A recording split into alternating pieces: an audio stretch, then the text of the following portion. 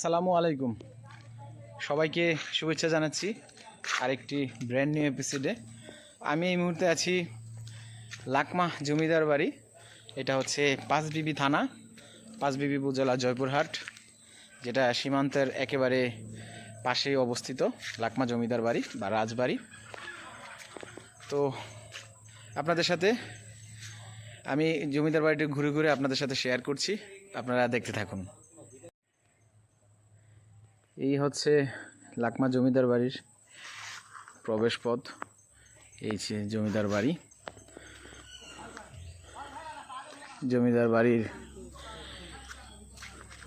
আসলেই জমিদার বাড়ি, পুরাতন একটি বাড়ি। ধ্বংসাবশেষ রয়ে গেছে, জমিদাররা এখন নেই।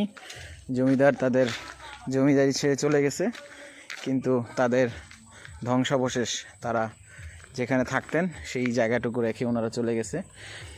আর একটা জিনিস হচ্ছে, এটার সাথেই কিন্তু ইন্ডিয়ার তার কাটার বেড়া, যেটা এই যে বর্ডার, এই যে সামনেই 3-4টা জমির শেষেই এই যে দেখা যাচ্ছে পিলারগুলো, এটা ইন্ডিয়ার বর্ডার, একেবারে সীমান্ত অঞ্চল।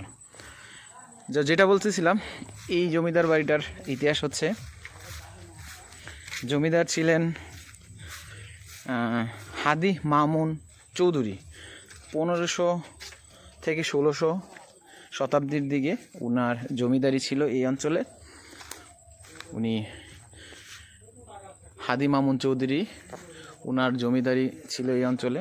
তো উনি ছিলেন খুবই নিষ্ঠুর, খুব অত্যাচারিত একজন জমিদার ছিলেন, যার কারণে এই অঞ্চলের যে মানুষগুলো, জনগণ, তারা ওনাকে খুবই খুবই অভিশাপ দিতেন যেন ওনার ধ্বংস হয়।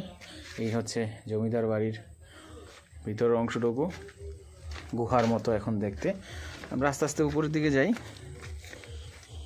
এই যে, কেউ একা একা ভুলেও আসবেন না, একা একা আসলে অবশ্যই ভয় পাবেন। এটা আমি মাস্ট আপনাদেরকে বলতে পারি, ভয় পাবেন, একা একা আসবেন না। তাছাড়া যেটা বলতেছিলাম, জমিদারি করা অবস্থায় প্রচুর অত্যাচার করার কারণে তার জনগণ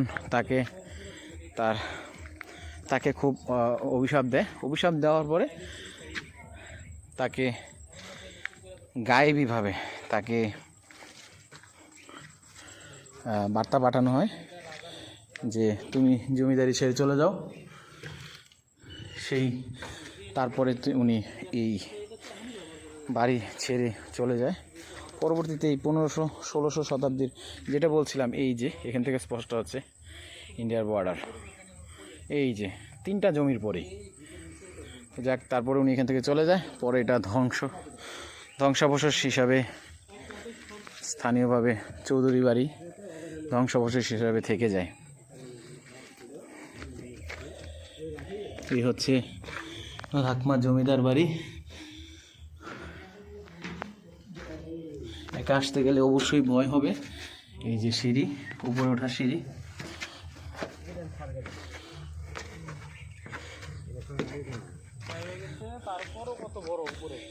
খুবই সুন্দর।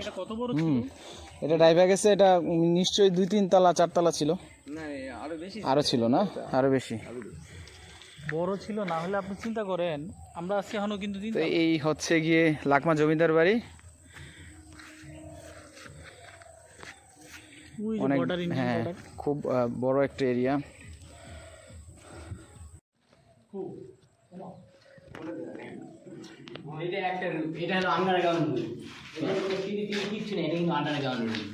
আচ্ছা আচ্ছা,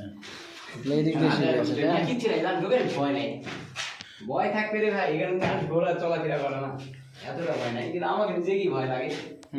এদিক দিয়ে নামি তাহলে। হ্যাঁ, এইখানে নামা যায়। আসো,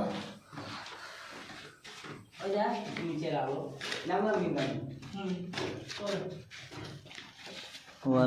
গুহা টুহা দিয়ে হাঁটার জন্যই মানুষ এখানে আসে। কথা দেখি, লাইট দাও আসার পিছনে দিকে, লাইট দাও। আমি সামনে আর বুঝি। হ্যাঁ হ্যাঁ,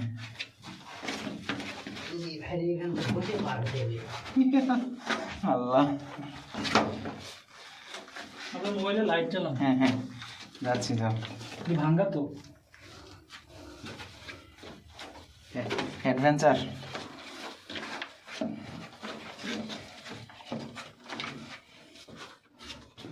মাথা নিচু করে।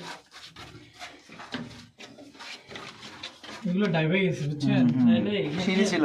এখানে এই যে এই জায়গাটা আর উঁচু ছিল, এখানে বসে যাইতেছি। এটা আর কি আন্ডার যাওয়া যায় না। এই তো বেড়ে ঢুকা যাবে না। না, ঢোকা যায়, ঢুকে এদিকে বের হওয়া যায়। ঢুকে যায় তো, এই তো। এদিকে কিন্তু আপনি ঢুকতে পারবেন কি পারবেন না, এখানে রুম তো কম নেই। এই যে আমরা আগে প্লাস্টিক সীমানা চলে আইছি। আচ্ছা। ও ওইখানে পালাই, চলেন গরুটা যেদিকে আছে ওই দিকে দাঁড়াই। ওই যে ওগুলো একটা একটা শাখা, এই যে দেখেন নেই, ওইটা তো কিছু না কিছু আল্লাহ। যদি টাকা দিলাম কোনটা ওই যে সামনে ওইটাও ছিল কিছু না।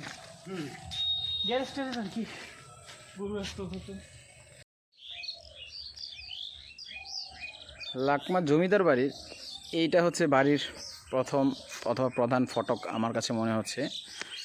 আর এই বাড়িটা হচ্ছে এইটা মেইন বাড়িটা, যেটা আমরা দেখে আসলাম একটু আগে।